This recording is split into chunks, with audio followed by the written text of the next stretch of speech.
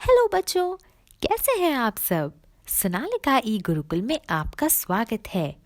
बच्चों, आप सभी के मन में कितने तरह के सवाल उठते होंगे ना, जैसे ठंड में मुंह से धुआं क्यों निकलता है, ऊँट के हम क्यों होता है, हमारे पैर सो क्यों जाते हैं और न जाने कितने तरह के सवाल होते हैं।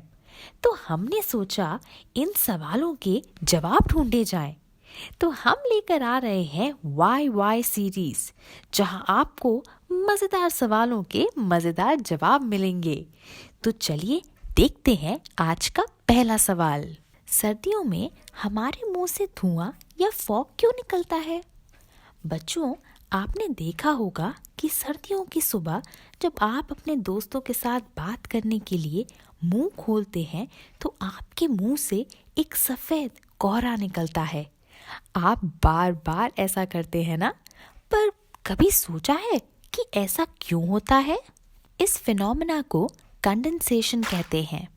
कंडेंसेशन वह प्रक्रिया है जिसके द्वारा पानी, वेपर या गैस अपनी अवस्था को लिक्विड में बदलता है। ये कोहरा आपकी सांसों के तापमान और बाहर के तापमान के अंतर के कारण पैदा होता है। आपके लंग्स में हवा गर्म और नम होती है, लेकिन बाहर की हवा बहुत ठंडी होती है।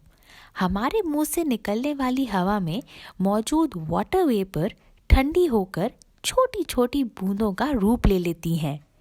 एक सीमित क्षेत्र में केंद्रित ये छोटी छोटी बूंदें हमारे मुंह के पास धुआं या छोटे बादल की तरह दिखाई देती है, और बस इसीलिए सर्दियों में हमारे मुंह से धुआं या फॉग निकलता है।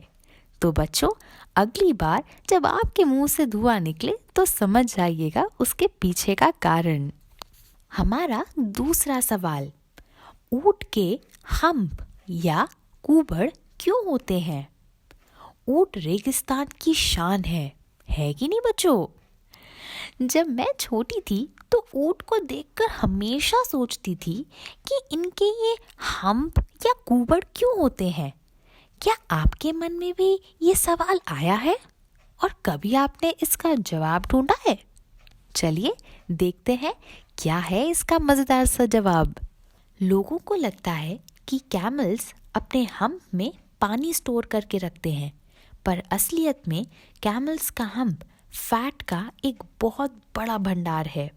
ये ऊँट को 2 हफ्तों तक बिना खाने के जीवित रहने में मदद कर सकता है। ऊँट का कूबड़ फैटी टिश्यूज का भंडार होता है।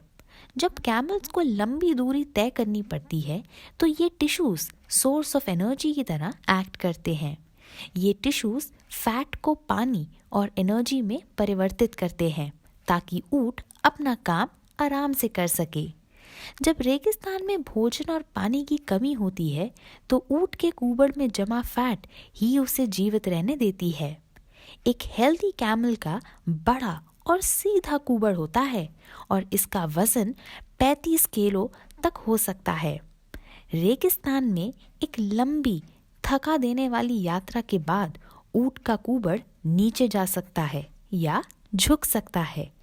इससे पता चलता है कि उसने स्टोर्ड फैट का उपयोग कर लिया है और अब फैट की मात्रा को फिर से भरने के लिए भोजन और पानी की आवश्यकता है।